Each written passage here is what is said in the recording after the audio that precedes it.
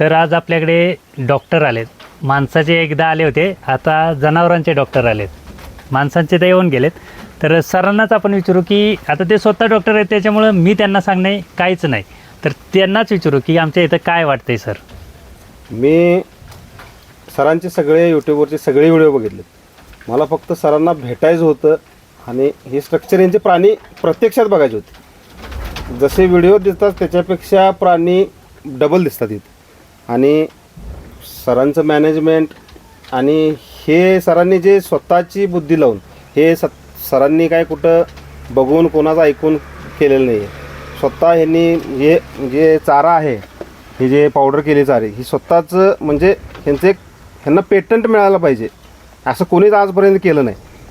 म्हणजे जे शास्त्रोक्त आहे, जे लोक सांगतात की गव्हाचा भुसा घालू नका किंवा लहान केलेली कुट्टी मेंढरांना पचणार नाही किंवा रवंत होणार नाही, हे सरांनी फेल करून दाखवलं. आता तुम्ही तर डॉक्टरच आहे. हां आता लोक म्हणतात की असला चारा घालू नये. हां आता तुम्ही बघताय सर्व प्राणी रवंत करतायत. काय प्रॉब्लेम आहे? काहीच प्रॉब्लेम नाही. हे घालायला तुम्ही पण सांगता की ह्यांना म्हणजे काही लोक सांगतात कॅल्शियम लावा, मिनरल लावा. आम्ही तर सांगतो काहीच काय गरज नाही. सगळं काही वैरणीत आहे, पण आपण काय करतोय आणि आपण त्यांना कशा प्रकारे चांगलं देतोय ह्याच्यावरती सगळं आहे. खाद्य घालणे आणि ह्याची खाद्याची काहीच गरज नाही, हे मला सरांच्याकडून समजलं. मी डॉक्टर असून तुम्हाला खरं सांगतो, डॉक्टर असून सुद्धा मी म्हणजे मलाही पटत नव्हतं की 1 किलो 25 जनावरात 1 किलो ह्याने खाद्यावर म्हणजे खुराकावर एवढी जनावरं चांगली ह्याने ठेवलेत. सगळं काही आपल्या चाऱ्यात आहे. चारा देऊन व्यवस्थित चारा द्या, एलिव्हेटेड शेड करा, कोण पाळणार आहे त्यांना, आणि अशा प्रकारे मेंढीपालन सक्सेस होऊ शकते. आता अशा मेंढ्या होतात व्हायलाच पाहिजेत, बिना खुराकाच्या. व्हायलाच पाहिजे. असं केल्यानंतर व्हायलाच पाहिजे. नाही, लोकांना वाटतं की काय पण सांगतं खुराक देत असतील. असं केल्यानंतर हे व्हायलाच पाहिजे.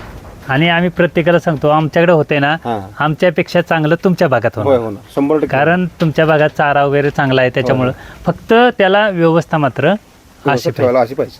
आणि सर स्वतः डॉक्टर आहेत जनावरांचे, सरांच्या गायी आहेत, पण तरी सुद्धा त्यांना ह्या मेंढ्यांचं वेट लागलंय. तर का तर खुराक कमी लागते. खुराक कमी लागते.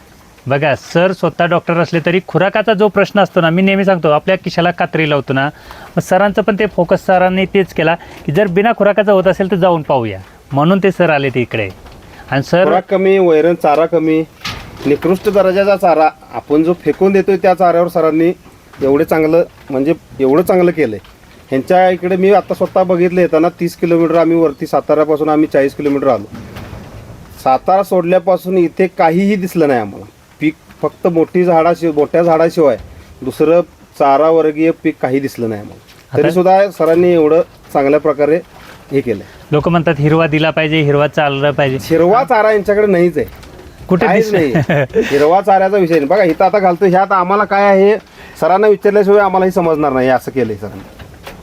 बरं आहेत ना, मेंढरं होतात, हे 100% होतं.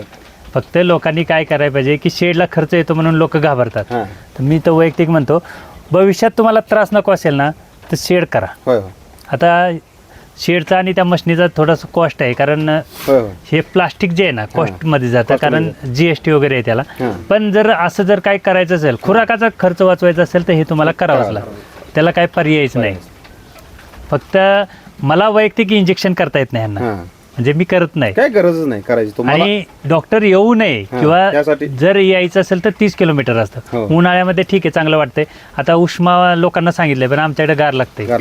पण डॉक्टर येऊ नये किंवा पावसाळ्यात येणार नाहीत ह्याच्यासाठी ही तयारी केलेली सर्व आहे. बाकी काय मेंढी पालनाचं वेगळं आम्ही केलं नाही किंवा काय वेगळं आहे नाही.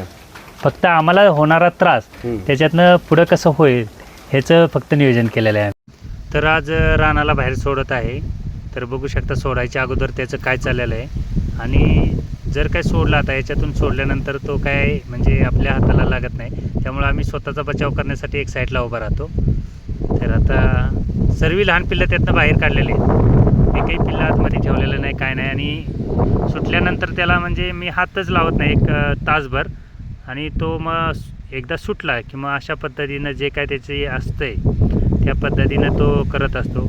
आणि 1 तासभर कमीत कमी त्याला म्हणजे आपण धरू शकत नाही किंवा काय नाही, कारण तो जास्त ॲग्रेसिव्ह असतो, त्याच्यानुसार ते करत असतो.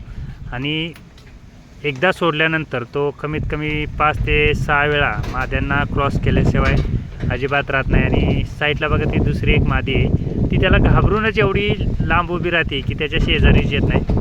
आणि मग एक जरी मादी राहिली असेल क्रॉसिंगला तर ती एवढ्या लवकर पूर्ण करून तो क्रॉस करून घेतो. आणि ह्या मेंढीपालनाने मात्र सर्वांनाच वेड लावून ठेवलेलं आहे.